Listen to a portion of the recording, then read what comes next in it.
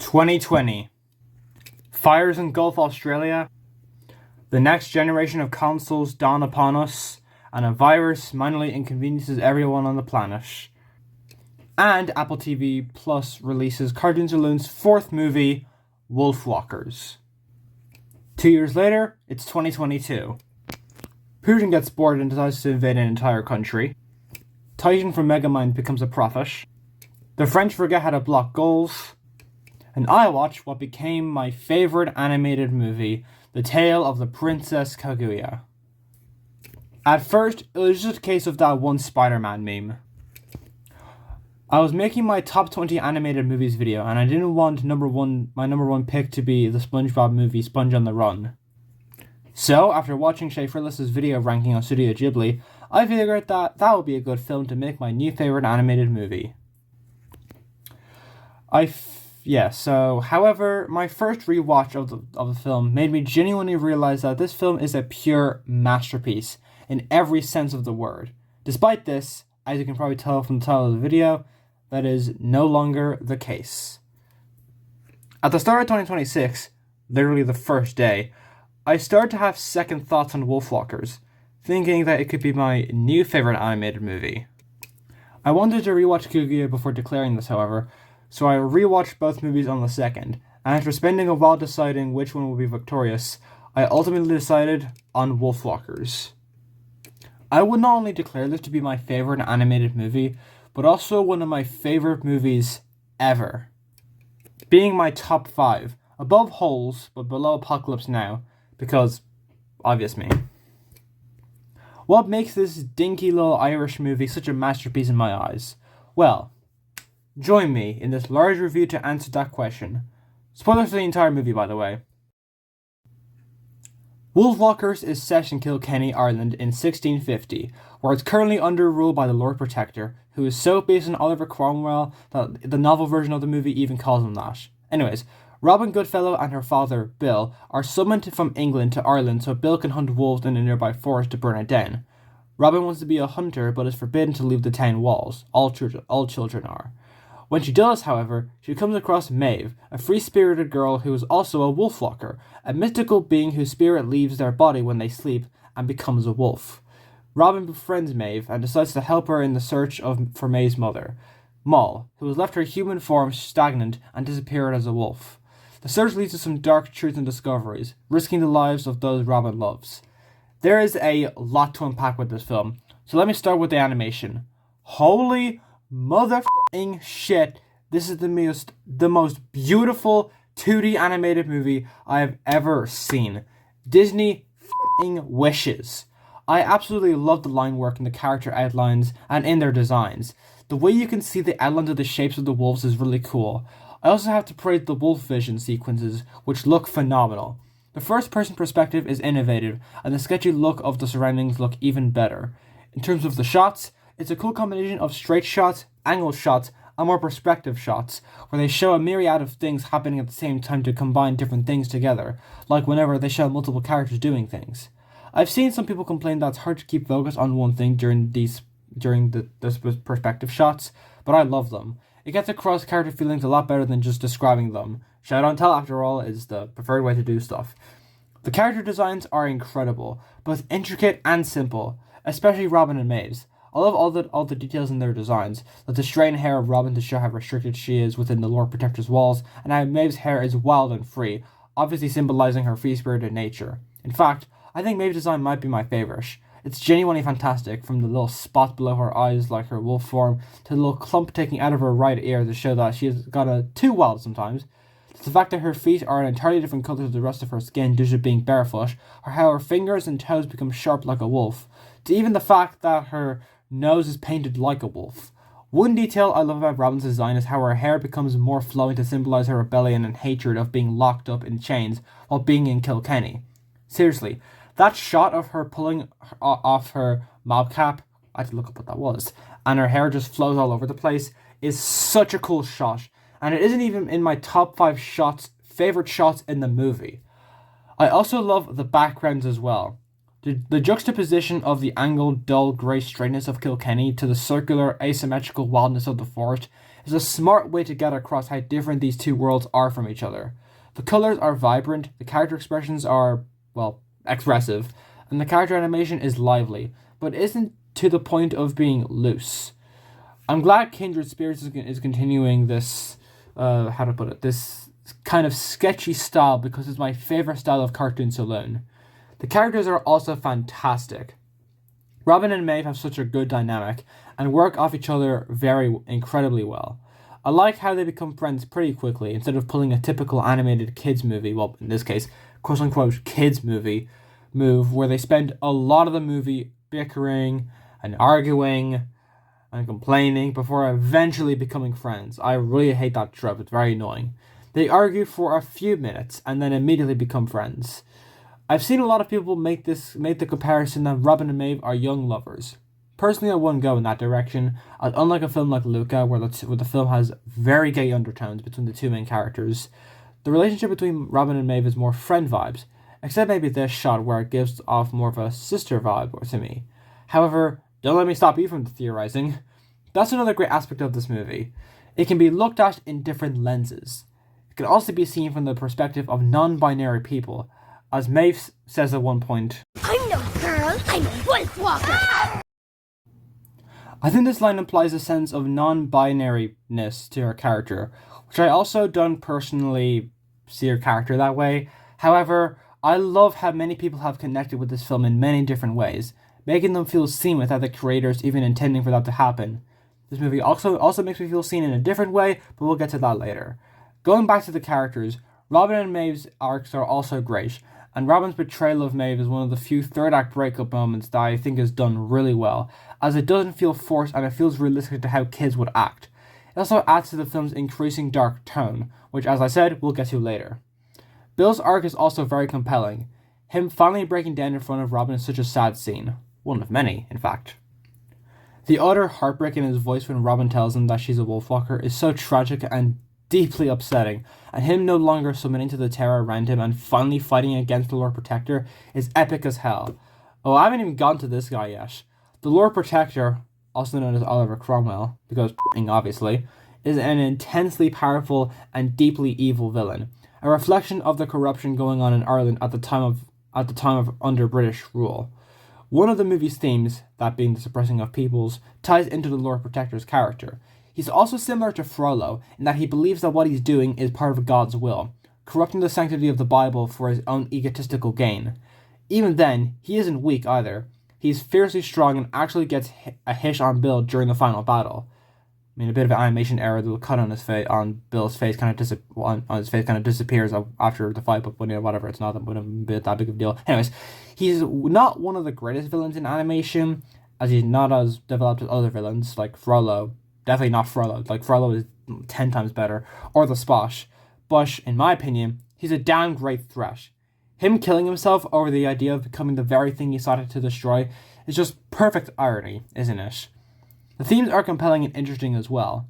The film contains themes of authoritarianism, totalitarian control, sisterhood, the dangers of religious corruption, and the desire to be free and run wild. These themes run directly back into the characters, who each reflect these themes. Robin and Bill want to be free but are unable to, due to the fear of being pushed and chained by the Lord Protector, who represents the themes of authoritarianism and religious corruption, someone who's gone absolutely mad with power. The bond shared between Robin and Maeve ties back into sisterhood and the desire to be free. Maeve is pretty free-spirited, but is also held back since her mother is missing. Well, her soul at least. The body's still there. Not the body, but, her... body. I think it's great writing that shows the deep connection between the two characters. Speaking of writing, this is an incredibly well-written film. Not only is it very funny, especially then I read the whole Bible line, but it also gets across exposition in a very natural way without it feeling forced. The dialogue between characters is very charming and likable. I don't know what else to say except, good job, writers. You know how to write people. I also have to praise the voice acting. The kids they got to voice Robin and Maeve are fantastic and fit the role perfectly. The delivery of What's in England by Eva Whittaker as Maeve is genuinely perfect. No notes, it is hysterical. They also sell the dramatic moments extremely well, conveying their emotion to such a great degree. I can't get enough of Ava Whittaker. When I hear her voice, all I hear is Maeve. But she's also been in other things, including voicing Dal in Screecher's Reach, which is the episode of Star Wars Visions, that show that no one watched. I think she's a very talented star in the making. Honor Nevsey, I think that's her name. I'm pretty sure that what her name is also perfect as Robin, nailing both her daintiness at the beginning to her more outgoing and strong leadership side by the end of the film. Sean Bean sells his emotions very well.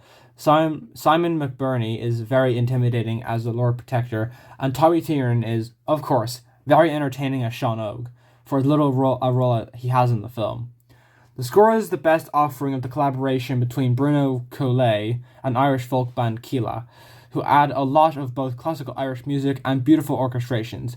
The track Maeve's Tune is my favourite, mainly because it is the most Irish thing I've ever heard.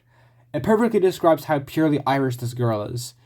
The other tracks, like Follow Me and Wolves, capture the pure majesty of the Wolfwalkers, and Our Forest and I'm a Wolfwalker show the rising threat of the Lord Protector and the growing tension between Robin and Maeve. Speaking of tension, the tone. This film has a great balance between the magic and hopefulness in the first half to the pure dread and horror in the second half. The second Mull tells Robin to lead Maeve away from Kilkenny, I knew for a fact that they were in deep shit and it'd only get worse from there.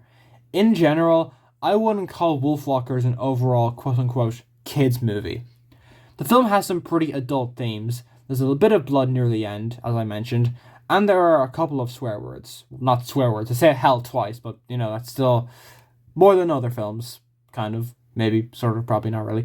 However, the constantly rising tension is a pretty good indicator that this film means f***ing business. As I said, the film is able to balance the two tones very well. Part of me wishes that the film continued to get darker and merge into PG-13 territory, but as with the stigma of animation, that couldn't happen in a million years. The film's story is one of its best aspects, in my opinion. As I said, it doesn't do things a lot of other kids' movies do. Like a forced third act breakup. When Robin and Maeve drift apart, it doesn't feel like it's happening because that's what the writing demands. It feels natural and very realistic. It's not like we hate you because you lied to us even though you wanted you dead. Jesus Christ, what the hell is wrong with the Bugs Life? Anyways, the film isn't predictable in the slightest, as helped with the increasing tension. It has some great twists and turns. On less interesting aspects, the film editing and cinematography is pretty great, offering many unique shots that not many other 2D animated films use. That's probably a very stupid thing to say, but the film is kind of mainstream. It was released on Apple TV Plus, so it's like mainstream enough. It's not like, if you go deeper into animation, you probably find some crazy stuff, but this is kind of, in terms of the mainstream stuff, this is kind of like the best we've got. So aside from that, the film is well paced and never boring. Though my only issue with the film is that I wish it was a bit longer. It's another Rain Man or Lost in Translation situation where I wish it went on forever. However, all the things I've said and all the constant praise I've given this movie sounds like pretty normal acclaim. However, hell, it even is shorter. This video is probably going to be shorter than my Up video, probably, where I glazed that movie like a goddamn, I don't know. I glazed the movie hard. What is the thing that puts this as my favorite animated movie? Well, to tell you this, I need to get personal and serious. I know I sometimes say this and then I say something stupid, but I'm being genuine when I say it this time. This is probably the most personal I'm ever going to get with you guys. All 9 of you. As of recording this video, I'm currently in school, secondary school. I'm not going to say, at what point I am, but I'm pretty close to finishing. As some of you may know, I'm on the autism spectrum, but the high-functioning part of it. In my year, there's someone who also has autism, but much more severe. He can talk and basically function, but barely. I was friends with him from 2022 to 2024, but that was really it. As the years went on, I couldn't handle the fact that he often melted down at people in class making annoying sounds, even though people aren't going to change that way they act because one person can't hack it. And it's not targeted at him either. He thinks it is, but it isn't. And even no matter how many times people explain it to him, he doesn't realize it. It doesn't get through his brain. Because of this ticking time bomb aspect of my school life now, every day I walk into school, I've become tense. I feel like something bad's going to happen, even if nothing happens. It's absolute fucking hell. However, my second rewatch of this movie, on the 2nd of January, made me realize something. I connect to this movie more than any other animated movie. There are a few movies I relate to, but this is definitely one of them. I heavily relate to Robin's desire to be free from where she is, to roam in the woods with her father. I also relate to Maeve already being free but struggling with loneliness. I have people behind my back, but it almost feels like sometimes I'm drowning. There are some days where I feel like I'm doing absolutely nothing, and during school breaks, like Easter and Christmas or the midterm breaks, I feel the need to do as much as possible, otherwise I feel like I'm wasting time, and the clock is ticking as I go back to school. But the more I think of this movie, I realize I just need to hold on. I need to keep talking. I need to keep confronting my fear. I need to think of Robin and Maeve. That, in my opinion, is why this is my favorite animated movie. It makes me feel free. Like no matter how much I struggle, there is a way out, and it isn't suicide. It's thinking of the people around you, the things you love, the solutions to problems. It's one of the many reasons why I absolutely adore this movie, because this masterpiece of film just fucking gets it.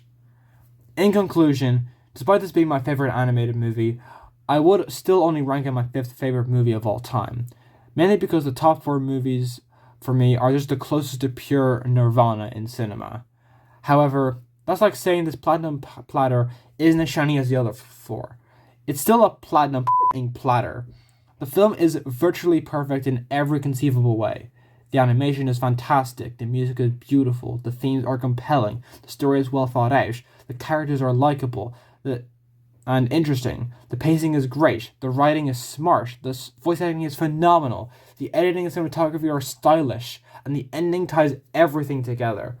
Overall, this is a pure masterpiece in every sense of the word. I love everything about it, and even though I would kill for a continuation to the story, the film ends perfectly, so there's no need. I give this film a 10 out of 10, and I recommend it to everyone. Families, kids, fans of animation, lovers of fantasy, or even people looking for a good time. You won't regret this underrated classic of cinema.